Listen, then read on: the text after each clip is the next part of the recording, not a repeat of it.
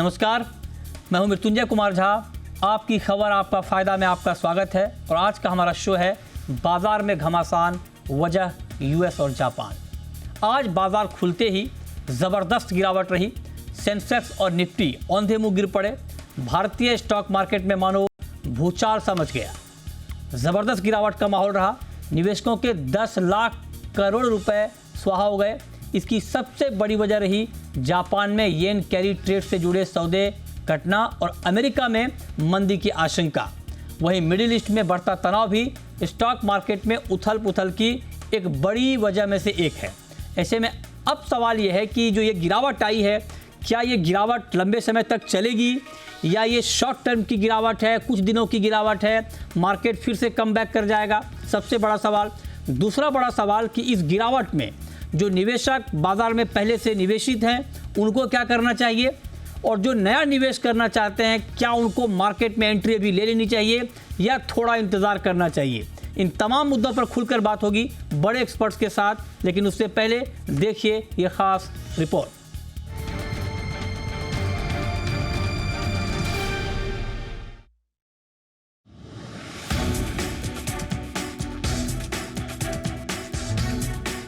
भारतीय शेयर बाजार में भयंकर गिरावट ने निवेशकों में कोहराम मचा दिया है। सेंसेक्स और निफ्टी औंधे मुंह गिर पड़े।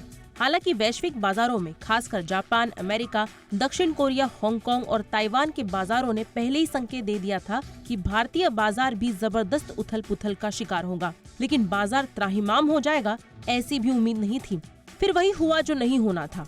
सेंसेक्स 2200 से अधिक की भारी गिरावट के साथ बंद हुआ। वहीं निफ्टी में भी 650 अंकों की बड़ी गिरावट देखने को मिली। देखते ही देखते निवेशकों के 10 लाख करोड़ रुपए से ऊपर की रकम स्वाहा हो गई। बाजार में मचे कोहराम की वजह भी है। पहले इन वजहों को समझते हैं। सबसे पहले जापान की बात करते हैं। वहाँ के सेंट्रल बैंक ने गिरते जापानी करेंसी येन को थामने के लिए 17 साल में पहली बार ब्याज दर 1/4% बढ़ा दिया है। इसका सीधा असर येन के कैरी ट्रेड पर पड़ा है।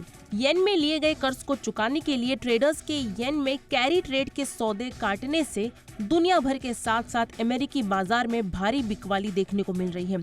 जापान के बाजार में तो पिछले एक महीने में 20% की भारी गिरावट आ चुकी है और इसका असर ग्लोबल शेयर मार्केट में दिखाई दे रहा है।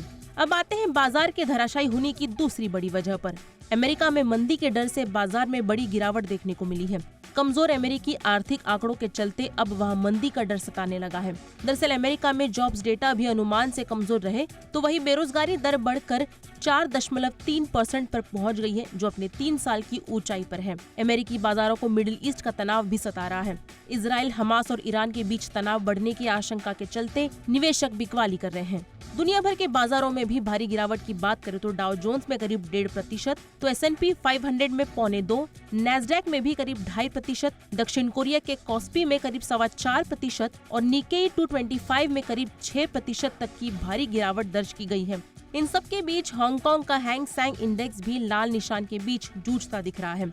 जाहिर है इसका भयंकर असर भारतीय शेयर बाजार में देखने को मिल रहा है।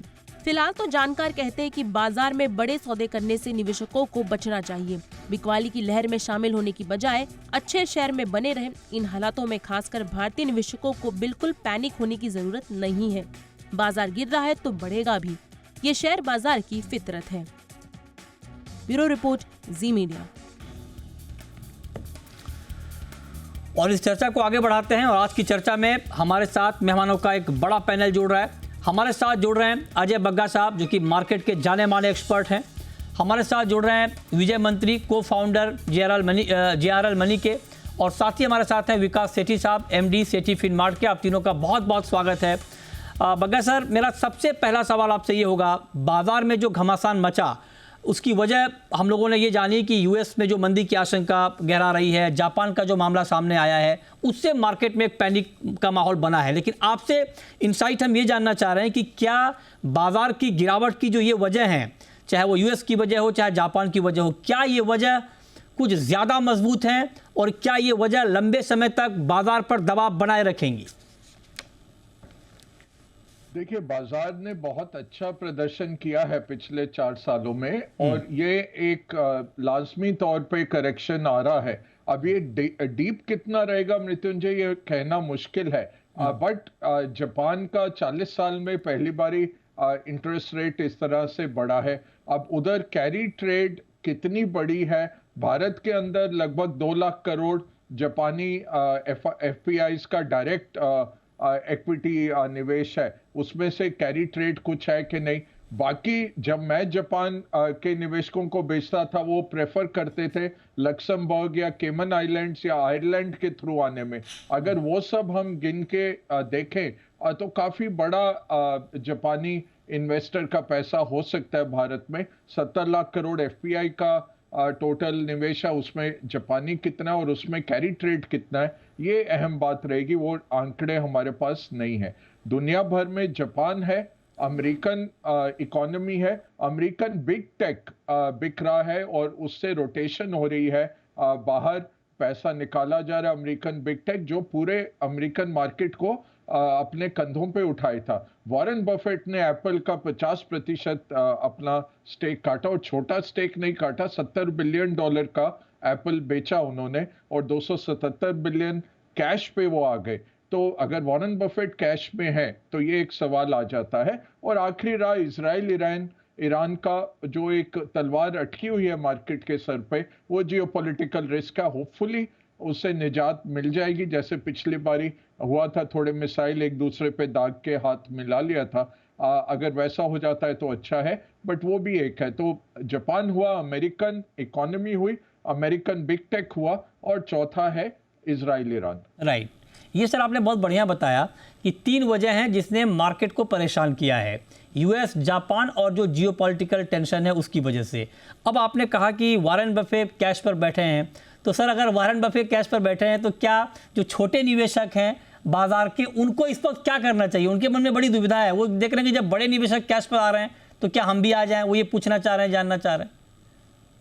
नहीं, हम वॉरेन बफेट नहीं है, हम तो टाइमिंग करते नहीं है, हम बिल्कुल बने रहते हैं। तो मैं यही कहूंगा आम निवेशक जो 99.99% हम सब लोग हैं, हमें बने रहना है। क्योंकि जब मार्केट पलटा मारेगा ना मृत्युंजय, 2 हफ्ते में पूरे साल की रिटर्न दे जाएगा। बिल्कुल ठीक। तो अभी ये नहीं पता मुझे कितना गहरा जाएगा, कितनी लंबी अवधि के लिए जाएगा। जापान के मार्जिन कॉल्स खत्म हो जाएं, तब थोड़ा हमें मिल जाएगी, थोड़ी सहूलियत आ जाएगी, थोड़ा आराम मिलेगा। वो मुझे लगता है 2-3 दिन और लगेगा एक बिकवाली जापान में, जब तक मार्जिन कॉल पूरे ना निकल जाए। क्योंकि $30 बिलियन का मार्जिन बैठा हुआ था जापानी मार्केट में। अच्छा। वो वर्कआउट होना है, तो वो 2-3 दिन मुझे लगता है और लगेंगे। उसके बाद थोड़ा क्लैरिटी आ जाएगा। बट ये तेजी से गिर रहा है, ये मैं हर वक्त वेलकम करता हूं। हम घबराते हैं, मैं कहता हूं धीरे से कट हो और ड्रिप ड्रिप करके खून निकले, उससे अच्छा है। मार्केट में जब तेजी से कट आता है ना, रिकवरी भी आपकी तेजी से आएगी। तो तेज कट अच्छा है, और जिस तरह से जापान का आज खून निकला है, लगता है 2-3 दिन में सफाई हो जाएगी और फिर आप आगे बढ़ सकते हैं। बिल्कुल, ये बहुत महत्वपूर्ण सुझाव उन निवेशकों के लिए है जो इस वक्त मार्केट के मूड माहौल को देखकर घबरा रहे हैं, उन्हें टेंशन हो रही है कि अब क्या होगा। तो बग्गा जी ने बहुत साफ सुथरी राय दी है कि आप वॉरेन बफेट को ना देखें, उनका अलग इक्वेशन हो सकता है, लेकिन एक मोटा मोटी राय है कि आपको इस पैनिक में बहुत ज़्यादा घबराना नहीं है। और बग्गा जी कह रहे हैं कि ये जो शार्प करेक्शन है या शार्प गिरावट है, ये कई बार ठीक होता है और ये कुछ दिनों में हालात ठीक भी हो जाते हैं। अब विजय मंत्री जी, आप बताइए, आपसे मैं ये जानना चाह रहा हूँ कि क्या जिन वजहों पर आज मार्केट ने रिएक्ट किया है, चाहे वो यूएस की मंदी की आशंका हो, चाहे वो जापान का संकट हो, चाहे वो जियोपॉलिटिकल टेंशन हो, क्या आपको लगता है कि इन वजहों को मार्केट ने डिस्काउंट करना अभी शुरू किया है, ये थोड़ा लंबा खींचेगा, या आपको लगता है कि जल्दी जल्दी रिएक्शन दिखाकर 2-4-5 दिन में मार्केट सेटल आउट हो जाएगा? मुझे लगता है थोड़ा 2-3 वीक या करीब 1-1.5 महीने तक ये चल सकता है, जब तक कि सितंबर में रेट कट, यूएस में रेट कट का कोई बात नहीं। क्योंकि 2023 में बिल्कुल ऐसा ही हुआ था, जैसे एसवीबी हुआ था, ऐसा लगा कि इसका कैस्केडिंग इफेक्ट यूएस इकोनॉमी के ऊपर आएगा, वो आया नहीं। और हमको ये लग रहा है कि वैसी सिचुएशन हम देख सकते हैं कि 1.5 महीने 2 महीने के अंदर ये वापस रिकवरी के पाथ पे आ जाए। इमीडिएट शार्प अपटर्न, जितना शार्प गिरेगा बाजार, उतना ही शार्प मुझे लगता है राइज होगा। तो जो हम काफी दिनों से वेट कर रहे थे कि मार्केट करेक्ट कब हो, मैं इन्वेस्ट करूं, तो उन लोगों के लिए आने वाले समय के अंदर अपॉर्चुनिटी है। लेकिन समस्या ये है कि जब हम मार्केट करेक्शन का वेट कर रहे हैं तो हमको दाम तो चाहिए सेंसेक्स का 70-75 जो भी नंबर 78,000 के, लेकिन हमको न्यूज फ्लो चाहिए 84,000 वाला। आज जैसा न्यूज फ्लो नहीं चाहिए, इसलिए लोगों की हिम्मत नहीं होती। तो मार्केट के बारे में करेक्शन का वेट करना और करेक्शन होने पे इन्वेस्ट करना बहुत ही मुश्किल चीज है। दूसरा मुझे लगता है कि हमको देखना है कि जब भी कोई बेयर मार्केट आता है या करेक्शन आता है, वो इवेंट बेस्ड है, सिक्लिकल है या स्ट्रक्चरल है। ये मुझे लगता है जो अभी हो रहा है वो इवेंट बेस्ड प्लस थोड़ा सिक्लिकल हो रहा है, क्योंकि इवेंट तो जैसे जियोपॉलिटिकल चीजें हैं, जापान के अंदर इंटरेस्ट रेट है। दूसरा सिक्लिकल हो सकता है बिकॉज यूएस कंपनी की जो मैग्निफिकेंट 7 कंपनी, उनके रिजल्ट क्वार्टरली नंबर इतने अच्छे नहीं आए क्योंकि जितना लोगों ने बहुत ज्यादा एक्सपेक्ट किया था। Structural Indian market, Indian economy के ऊपर कोई चैलेंज है वो मुझे नहीं लगता है। तो अगर आप इन्वेस्टर हैं और अगर आपको लॉन्ग टर्म के लिए पैसा लगाना है तो अगले 2-3 वीक, 1-1.5 महीने में आप कंटिन्यूस बेसिस पे निवेश करें। और ये वीडियो का क्लिप आप जरूर सेव करके रखें जो मैं आपको बता रहा हूँ, क्योंकि हो सकता है 1 साल 2 साल बाद इन्वेस्टर्स को देखें तो मालूम पड़ा कि जो नीचे के दाम पे माल मिल रहा था वो हर बार नहीं मिलता, और खराब न्यूज फ्लो में वो नीचे के दाम पे माल मिलता। ओके, ये बढ़िया राय आपने दी है। अब सेठी साहब, आप तो sir day to day market को भी बहुत क्लोजली ट्रैक करते हैं। आप जरा हमारे दर्शकों को ये बताइए, दो सवाल हैं आपसे। एक तो ये कि जो निवेशित हैं बाजार में पहले से, उनके लिए क्या सुझाव इस वक्त के मूड माहौल में, और जो नया निवेश करना चाहते हैं, नया पैसा मार्केट में लगाना चाहते हैं, उनके लिए क्या राय? बिल्कुल मृत्युंजय, गुड इवनिंग। हालांकि इवनिंग गुड नहीं है, आज तो चारों तरफ मार्केट मची है। बाकी देखिए, जिन्होंने ऑलरेडी इस बाजार में निवेश किया हुआ है उनके लिए मेरी यही राय रहेगी, बिल्कुल बने रहना चाहिए। मैं इसको एक एग्जांपल के माध्यम से समझाना चाहूंगा कि हम एक एरोप्लेन में बैठे हैं, यहाँ से हमको कलकत्ता जाना है। वेदर बहुत टर्बुलेंट है, बाहर आपके वेदर बहुत खराब है, इसकी वजह से फ्लाइट आपकी बहुत टर्बुलेंट है। तो आपको सीट बेल्ट पहन के बैठना है, न कि आपको पैराशूट खोजना है कूदने के लिए। तो आपकी एयरक्राफ्ट में कोई प्रॉब्लम नहीं है, आजू बाजू मौसम थोड़ा खराब है तो टर्बुलेंस है, तो उस लिहाज से इसको देखना चाहिए और बिल्कुल बने रहने की सलाह रहेगी। अगर क्वालिटी स्टॉक्स हैं तो डेफिनेटली चिंता मतलब बिल्कुल घबराए नहीं और बाजार में बने रहे। और जिनको फ्रेश खरीदारी करनी है, हमने पिछले कुछ दिनों में भी इस तरह के फॉल्स देखे, हालांकि कारण अलग थे, चाहे वो इलेक्शन रिजल्ट्स थे, चाहे वो बजट वाले दिन था, या और कुछ कारण से हमने बड़ी गिरावट देखी, बट वो ज्यादा देर टिकी नहीं, बिकॉज हमारे बाजार स्ट्रक्चरली काफी पॉजिटिव है, काफी बुलिश मोड में है, और हमारे जो मैक्रो इकोनॉमिक फंडामेंटल्स है वो काफी मजबूत है। चाहे वो फिस्कल डेफिसिट का आंकड़ा है, चाहे सरकार ने जो इंडिकेशंस दिए हैं, बाकी भी जो चीजें हो रही है, कॉर्पोरेट अर्निंग्स भी ऑलमोस्ट एक्सपेक्टेड लाइंस पे ही है। तो और लिक्विडिटी जबरदस्त है, एसआईपी के फ्लोज हैं, फिर इंस्टीट्यूशंस के पास अच्छा खासा पैसा है। मुझे लगता है लॉन्ग टर्म निवेशकों को टाइमिंग करना बहुत मुश्किल है। एक स्टैगर्ड रूप में ये जो गिरावट हुई है, आज जो गिरावट हुई है, अगर कल भी ऐसे ही बाजार होते हैं तो डेफिनेटली मुझे लगता है 50% अपना निवेश शुरू कर देना चाहिए और बाकी स्टैगर्ड रूप में आने वाले 2-4 दिनों में डिप्लॉय कर देना चाहिए। बग्गा जी, आपका सुझाव इस वक्त छोटे निवेशकों के लिए क्या होगा? जो आप कर रहे हैं वो करते रहिए, और मैं कहूँगा छोटे निवेशक के लिए बेस्ट यही है, हर महीने एक फिक्स रकम आप लगाइए मार्केट में और इग्नोर करिए, बाकी जो कुछ भी मार्केट में हो रहा है उसको इग्नोर करिए, लंबी अवधि के लिए निवेशित रहिए। अगर आपको सेक्टर्स में देखना है तो अभी डोमेस्टिक ज़्यादा चलेंगे, डिफेंसिव्स ज़्यादा चलेंगे, और जो एक्सपोर्टर्स हैं, अगर मंदी आती है अमेरिकन इकोनॉमी में, एक्सपोर्टर्स पे क्षति हो सकती है, तो एक्सपोर्ट के क्षेत्रों से दूर रहना है। फोकस डोमेस्टिक कंजम्पशन और डिफेंसिव्स पे बेटर रहेगा। डिफेंस नहीं, डिफेंसिव्स, जो कि जैसे एफएमसीजी हो गया और डोमेस्टिक फार्मा हो गया, डोमेस्टिक ऑटो हो गया। जो ऑटो एक्सपोर्ट करता है उसमें क्षति आएगी। आज हमने देखा जिस तरह ऑटो एक्सपोर्टर्स के भी शेयर गिर रहे थे। एक्सपोर्ट्स पे क्षति आ सकती है अगर इकोनॉमिक रिसेशन आता है, बट अपना नजरिया आपको अपने एसेट एलोकेशन पे रखना है और लंबी अवधि के लिए हर महीने पैसे डालते रहना और उसमें बने रहना है। तो fill it, shut it, forget it सबसे अच्छा मंत्र है। और जितना डाइवर्सिफाई कर सकें, ईटीएफ खरीदिए, इंडेक्स फंड खरीदिए, पूरा मार्केट खरीद के चुपचाप बैठ जाइए और लंबी अवधि के लिए होल्ड करिए। ये अच्छे लेवल आपको मिल रहे हैं और जब ये मार्केट पलटा मारेगा तो बड़ी तेजी से दौड़ेगा, 1-2 हफ्ते में साल की रिटर्न दे जाएगा। तो निकलना नहीं है मार्केट से, बने रहना है। अच्छा, मार्केट से निकलना नहीं है, बने रहना है। और बग्गा जी ने एक और महत्वपूर्ण सुझाव ये दिए हैं कि आपको डोमेस्टिक कंजम्पशन जो सेक्टर है उसके ऊपर फोकस करना है अभी, क्योंकि ये जो पूरा मामला है, जो गिरावट की वजह है वो विदेशी है, तो लिहाजा वहाँ थोड़ा सा ध्यान आप कम रखें, लेकिन जो हमारी डोमेस्टिक कंपनियां हैं या सेक्टर्स है उसके ऊपर आपका फोकस होना चाहिए। विजय मंत्री जी, क्या म्यूचुअल फंड में कोई स्ट्रेटेजी इस वक्त बदलने की ज़रूरत है सर?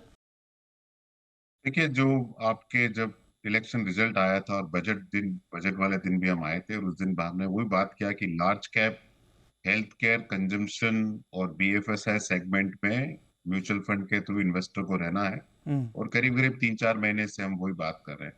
दूसरा, हमको बहुत इंटरेस्टिंग चीजें देखना है कि जिस दिन बजट वाले दिन गोल्ड का प्राइस 4 से 6% गिरा था, आज तक मदर अर्थ से जो भी सोना निकला उसका 11% भारतीय महिलाओं के पास है।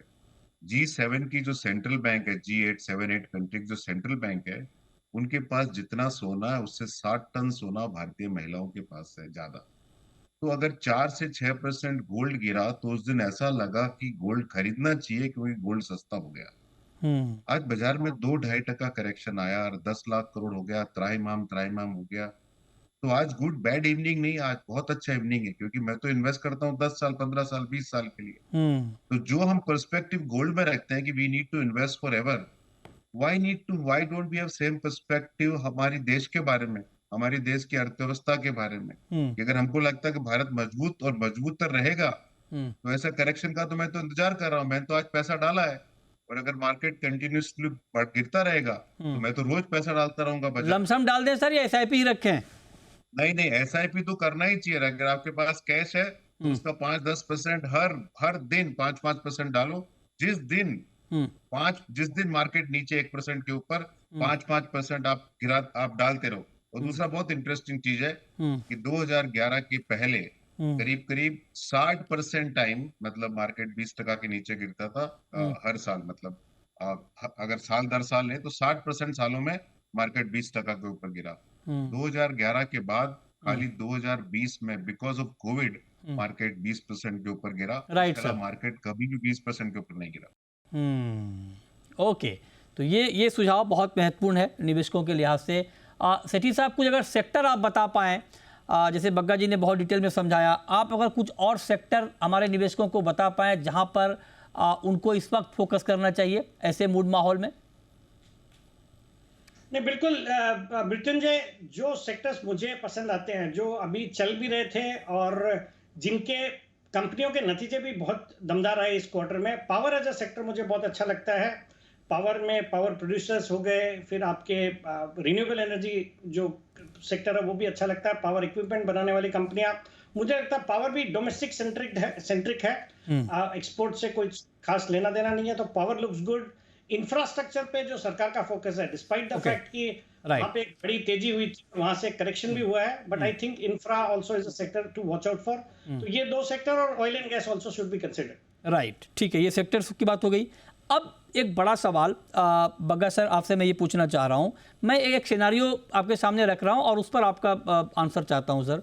मान लीजिए 1 मिनट के लिए हम अभी ख़राब मानकर ही चलें, अगर यूएस में मंदी बढ़ जाती है ना, मंदी की बात पुख्ता हो जाती है, जापान का संकट बढ़ जाता है, जियोपॉलिटिकल टेंशन एस्केलेट हो जाता है, बढ़ जाता है, क्या इस सिनेरियो में भी हम बहुत ज़्यादा गिरने से बच जाएंगे? क्योंकि हमारा जो डोमेस्टिक सिचुएशन है वो बड़ा स्ट्रांग है, हमारी अपनी जो स्टोरी है वो मजबूत है, लिहाजा अगर ये तीनों कहानी ख़राब हो भी जाती है तो क्या हम संभल पाएंगे सर, संभल जाएंगे?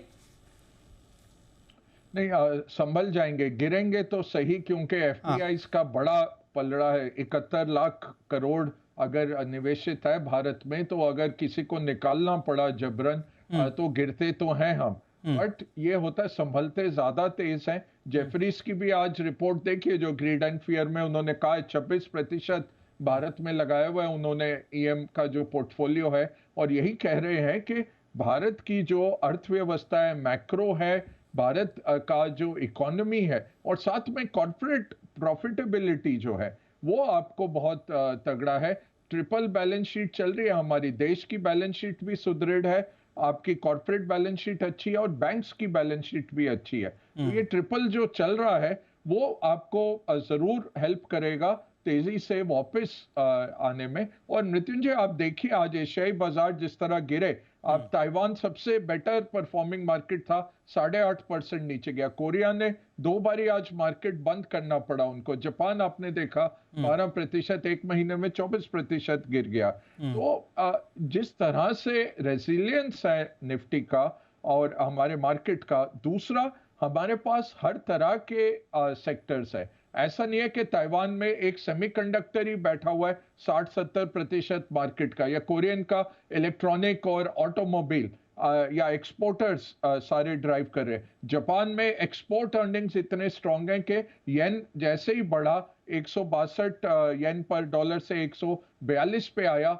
आप देखिए मार्केट 24% गिर गया। तो ये जो रेजिलियंस है हमारे मार्केट की और इतना बड़ा कंजम्पशन मार्केट इसके नीचे जो बैठा हुआ है वो बहुत स्ट्रेंथ प्रदान करता है हमें। तो गिरेंगे तो सही ये ग्लोबल बाजारों के साथ, बट उठेंगे फास्टर और इतना नहीं गिरेंगे, ये है। दूसरा बात, मुझे यूएस का मैक्रो कुछ नहीं लगता, कल सवेरे जी पे रहूंगा, थोड़े और पॉइंट्स मैंने निकाले हैं। जिस तरह का ये नंबर आया नौकरियों का भी, ये पहले भी आया अप्रैल में, वो था कि वो पुराने नंबर जब रिवाइज होते हैं तब आया था, तो किसी ने देखा नहीं। तो ये सारे नंबर भी जो आए हैं, ऐसा कोई मैक्रो में बर्बादी नहीं है। अमेरिका में 2.8 दूसरे क्वार्टर में ग्रो हुआ है, और ये अटलांटा फेड का जो जीडीपी नाउ चलता है मृत्युंजय, वो 2.5% चल रहा है तीसरे क्वार्टर के लिए। तो कोई ऐसा नहीं है कि ठहराव आ गया या क्लिफ से गिर रही है अमेरिकन इकोनॉमी। या बुधवार को पावल साहब कह रहे थे भाई सब ठीक है, सितंबर में डेटा ड्रिवन, और फ्राइडे तक आप सेल ऑफ कर दो, और आज 1000 पॉइंट डाउ फ्यूचर्स दिखा रहा है कि खुलेगा नीचे। नैस्डैक शायद कल तक बेयर मार्केट में ही आ जाए, 20% नीचे हो जाएगा, 3-4% जो गिरता जा रहा है रोज, वैसा कुछ हुआ नहीं है अमेरिकन इकोनॉमी में। या बट ये फ्लोज है, ये सेंटिमेंट है, ये मोमेंटम है, और जब बिगड़ता है साइड में खड़े हो जाना चाहिए, भागने देना चाहिए। और जैसे विजय साहब ने कहा, खरीदते रहो। मैंने भी आज खरीदा है, मैं इंडेक्स खरीदता हूं, ज्यादातर इंडेक्स खरीदे आज मैंने दोनों, और कल भी खरीदूंगा, परसों भी खरीदूंगा, इररिस्पेक्टिव के मार्केट कहाँ है। और जो मेरा निवेश है कोर, वो तो बना ही रहेगा, और खरीद रहा हूं, मैं तो रोज खरीदूंगा। इससे अच्छा मजबूत व्यू आपके लिए और क्या हो सकता है, जब हमारे बड़े एक्सपर्ट आपको इतनी साफ सुथरी राय दे रहे हैं। और ये शो हमारा करने का मकसद यही है ताकि जो हमारे दर्शक हैं, जी बिजनेस देश का नंबर 1 बिजनेस चैनल है, तो हमारी जिम्मेदारी है कि हम देश के कोने कोने में बैठे जो हमारे दर्शक हैं, जो बाजार में दिलचस्पी रखते हैं, पैसे लगाते हैं, उनको सही जानकारी, सटीक जानकारी मिले। विजय जी, अब एक बात मैं आपसे ये पूछ रहा हूँ, जो बात बग्गा जी कह रहे हैं, अब आपकी राय मैं जानना चाह रहा हूँ कि यूएस का जो इतना एक फियर मार्केट में क्रिएट हुआ, मैं यूएस की बात अभी आपसे सिर्फ कर रहा हूँ, क्या ये जो डेटा जो आए हैं, जॉब डेटा, क्या ये इस बात के पुख्ता संकेत हैं कि वाकई अमेरिका मंदी की गिरफ्त में आता हुआ दिख रहा है, या आपको भी लगता है कि एक पैनिक है मार्केट का, ये ओवर रिएक्शन है मार्केट का ऑन यूएस डेटा? मुझे लगता है ये ओवर रिएक्शन है, बिकॉज मैग्निफिसेंट 7 मार्केट को बहुत ऊपर ले जा रहे थे, वहां उनके क्वार्टरली नंबर इतने अच्छे नहीं आए हैं। लेकिन यूएस इकोनॉमी के अंदर जो स्मॉल कैप है वो काफी अच्छा, उसमें काफी ठीक चीज हमको दिख रही है। तो यूएस इकोनॉमी को तो हम जब से इकोनॉमी स्टडी करते आ रहे हैं, हमको तो यही बोला कि यूएस विल कोलैप्स, यूएस में रेसेशन आने वाला है। कभी कभी आ भी जाता है, लेकिन जितनी रेसेशन की बात होती है उतना रेसेशन नहीं आता है। दूसरा, अगर आप 20 साल के डेटा देखो तो इंडियन मार्केट के पास एक ही मार्केट आता है रिटर्न देने में, वो यूएस मार्केट। लेकिन इस एपिसोड के बाद वापस इंडिया अपनी नंबर 1 पोजीशन ले लेगा। तो अगर आज इक्विटी मार्केट का ओलंपिक हो तो इंडिया गोल्ड मेडल लेके जाएगा। अच्छा, ये आपने बढ़िया कहा कि इक्विटी मार्केट के ओलंपिक में इंडिया का गोल्ड मेडल पक्का है। तो गोल्ड मेडल जब पक्का है, लेकिन गोल्ड के दाम गिर गए हैं अभी, और ये बड़ा तो देखिए गोल्ड मेडल पक्का है तो आप देखो ना, आप ऐसी टीम को सपोर्ट करो ना, जब टीम थोड़ा अच्छा नहीं कर रही, थोड़ा पीछे चल रहा है या कुछ हो गया है, तो उस टाइम उस टीम को ग्रैब करना चाहिए, तो इन्वेस्ट करना चाहिए। वो हम कर रहे हैं, आज हमने किया, कल जब भी मार्केट गिरेगा मैं रोज इन्वेस्ट करने वाला हूँ। बिल्कुल ठीक बात है। अच्छा सिटी साहब, कल के लिए कोई स्ट्रेटेजी सर मार्केट में? मृत्युंजय जी, ये एक चीज कॉमन है, आज तीनों ही जने यही बोल रहे हैं कि मैंने भी खरीदा और हम भी खरीदेंगे। और सबकी राय एक ही है, तो बाजार में गिरावट ज्यादा नहीं आएगी। और ये जो भी है, I certainly agree with Ajay Bagga ji and Vijay Mantri ji कि ये एग्जैजरेशन है, ओवर रिएक्शन है, और मुझे लगता है जल्दी ये सलट जाएगा। और बाजार को टाइमिंग करना बहुत मुश्किल है, कल के लिए भी खरीदारी करने की सलाह रहेगी। और मेरी जो अप्रोच रहेगी वो जो इस क्वार्टर में नतीजे अच्छे हैं जिन सेक्टर से, जिन कंपनियों के, और जिनमें भी बहुत अच्छा हैवी आज 8-10% mid cap small cap stocks या इवन लार्ज कैप स्टॉक्स में हमने करेक्शन देखा है, मुझे लगता है वहां एक बिल्कुल अपॉर्चुनिटी है, खरीदारी करनी चाहिए। थोड़ा एक स्टैगर ड्रॉप एक अप्रोच यूज कर सकते हैं। कल थोड़ा खरीदें, 50% कल खरीदें, और बाकी को जैसे मैंने शुरू में ही बोला 4-5 दिन में डिप्लॉय करें एंड शांति से बैठे। I think there is money to be made over the next 2-3 months. Right, चलिए बहुत शुक्रिया सेठी साहब आपका, विजय जी आपका, बग्गा सर आपका, हमारे साथ आज की इस खास चर्चा में जुड़ने के लिए और डिटेल में हमें बताने के लिए कि बाजार की इस गिरावट में आपकी रणनीति, आपकी स्ट्रेटजी होनी क्या चाहिए। तो फिलहाल इस शो में इतना ही, छोटा सा ब्रेक के बाद भी खबरें जारी हैं। नमस्कार।